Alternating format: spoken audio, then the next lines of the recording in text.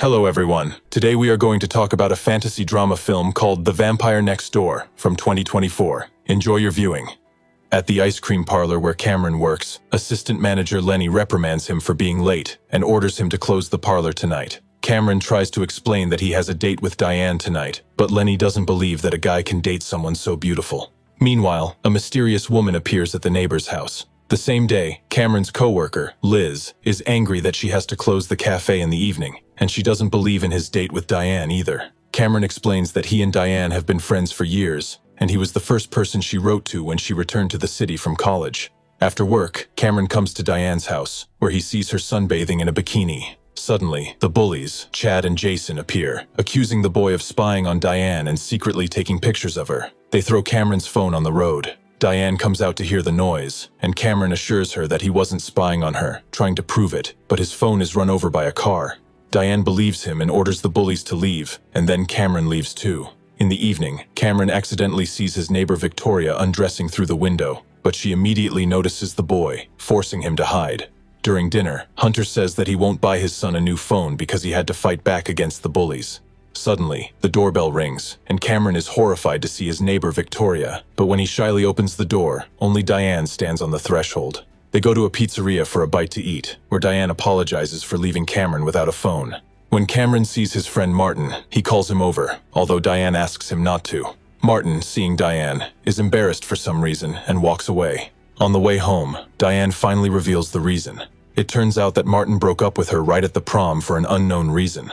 Cameron is very surprised and says that he would never leave such a beautiful woman. Then Diane recalls the night Cameron came to her house, and they drank her father's alcohol together. She says that she wanted to tell him something that night that she had never told anyone, but he fell asleep. Suddenly, Cameron sees Victoria again, and because of this, he quickly returns home. When he runs into his room, Victoria mysteriously appears right behind him. Cameron immediately begins to make excuses for peeping, as he usually sees an elderly woman in the next window. Victoria says that she will be living in the woman's house for a while, and demands that Cameron drive her around town in his car for a few days, as punishment for peeping. The guy replies that he hasn't paid the car insurance, but Victoria categorically says that this is his problem. Later, Cameron drives Victoria to an office building, where she takes the keys to his car, so that he won't leave without her.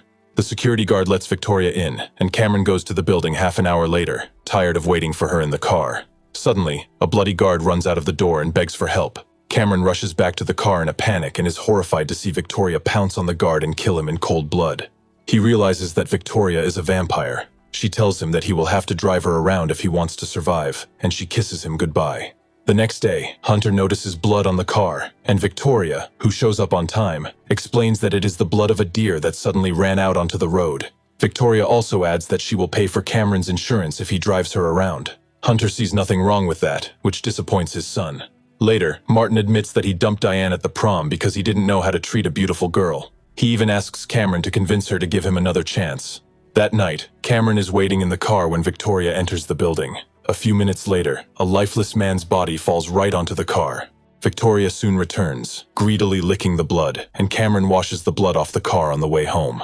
A few hours later, the vampire suddenly appears in bed next to Cameron, deciding to tell him the reason for her appearance in the city. It turns out that the woman is already 247 years old, and in 1890, a hostile vampire clan killed her lover because he refused to join them. Over the past 100 years, most of the enemy vampires have moved to America, and now Victoria is tracking them down to take revenge and kill every last one of them. Cameron breathes a sigh of relief when he learns that his neighbor has been killing vampires, not humans. The next day, Martin asks Cameron to go on a date with Diane because he is very nervous. A little later, Lenny is surprised to see Cameron and Diane having a nice conversation. In the evening, Victoria says that today she will destroy one of the last enemies, after which she will have to find their evil leader, who killed her beloved. Despite Victoria's order to stay in the car, Cameron accompanies her to the building. There they find an enemy who fires a gun several times, and Cameron falls to the floor. Victoria rushes at the enemy and eliminates him by biting him hard on the neck.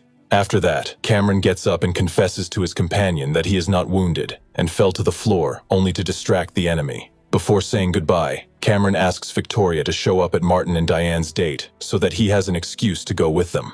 The next day, Liz invites Cameron to watch her friend's band perform in the evening, but he politely declines. On their date, Cameron breaks the awkward silence by telling them that Martin really wants to play baseball professionally. As soon as Diane goes to the restroom, Victoria appears and calls Cameron to go outside with her. Cameron confesses to Victoria that he has been in love with Diane for several years, just like Martin. Cameron explains that he specifically wants Diane to spend some time with Martin so that she can finally realize how boring he is. In the evening, Cameron shows Victoria the bullies who are constantly picking on him. The girl deliberately provokes Chad to hit Cameron, and then teaches him several strong punches so that he can finally stand up for himself. Cameron boldly approaches Chad and punches him hard in the ribs, making him writhe in pain. After that, the bullies finally agree to leave the boy alone. In the car, Cameron complains of severe pain in his wrist after the blow. Then Victoria gives him a liquid to drink from a small bottle. The vampire confesses that it is her blood, which will quickly heal all human wounds, but will not turn him into a vampire. At night, when Cameron dreams of Diane, Victoria appears in his bed and begins to kiss him passionately to make Diane jealous. Hunter unexpectedly enters the room, but immediately leaves when he sees what is happening on the bed. However, Cameron still stops the vampire, not wanting to cheat on Diane, hoping to get reciprocity from her.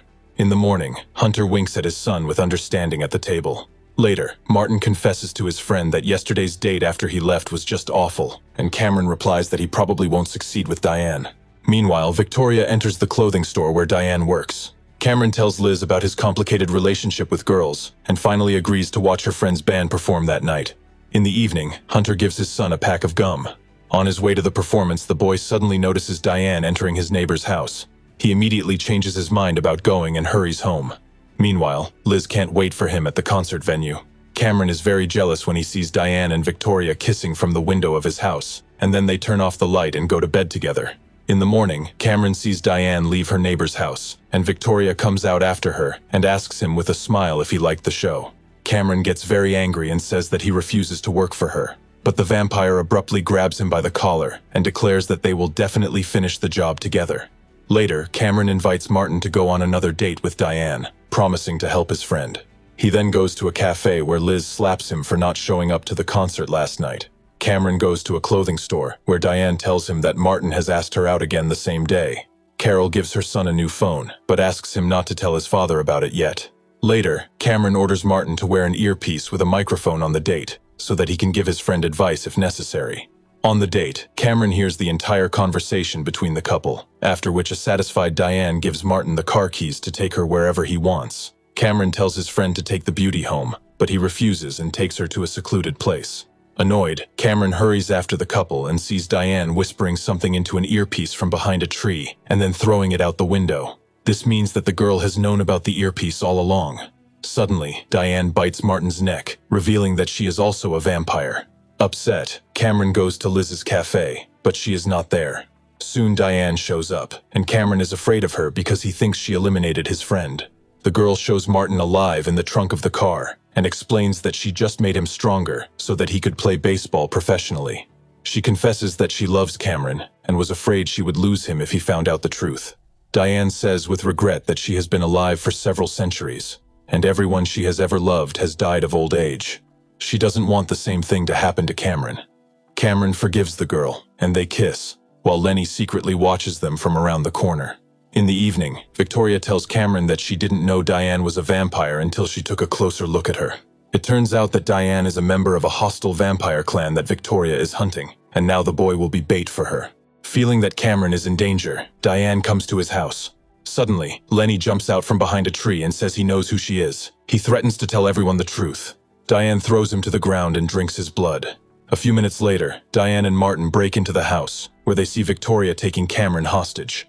The two vampires get into a fierce fight. Victoria rushes at Diane with a blade, but she fights back and seizes the initiative in the fight, pinning her opponent to the floor. Diane explains that 100 years ago, their leader became incredibly cruel, and she wanted to escape from him. Then she met Victoria's lover, who told her that she would be safe in their clan and even gave her his blood. However, her heartless leader found out about it and killed Victoria's lover. After learning the truth, Victoria apologizes and forgives Diane. The two vampires decide to create their own new clan and move on with their lives. Diane kisses Cameron goodbye, and Lenny, who has become a vampire, appoints Liz as the new assistant manager of the cafe and leaves with the vampires. The next day, Cameron tells his parents that he wants to write a book about vampires. Back at the cafe, Cameron tells Liz his incredible story. The girl does not believe her colleague, but still lets him into the cafe.